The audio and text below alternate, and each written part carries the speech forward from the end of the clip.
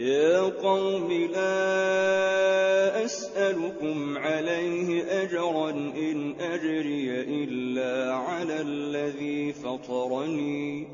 أفلا تعقلون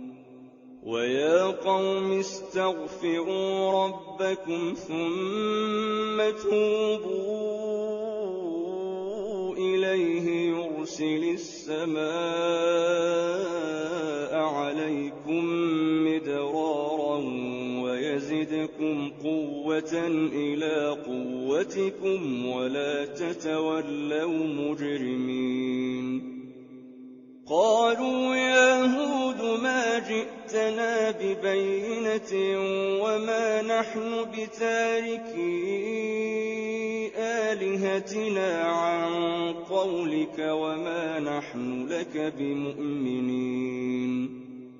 إن نقول إلا اعتراك بعض آلهتنا بسوء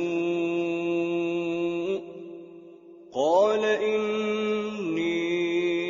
أشهد الله واشهدوا أني بريء مما تشركون من دونه فكيدوني جميعا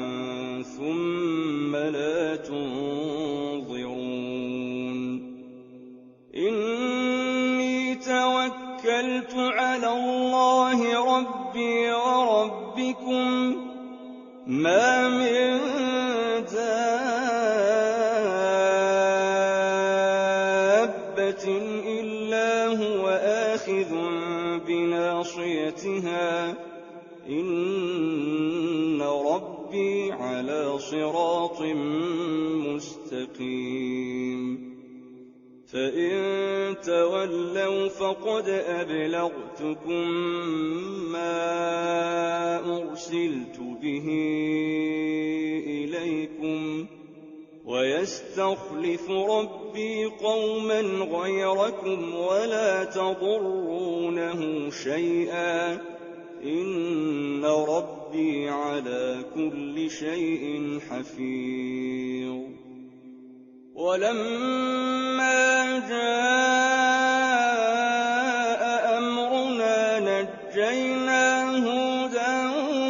والذين آمنوا معه برحمة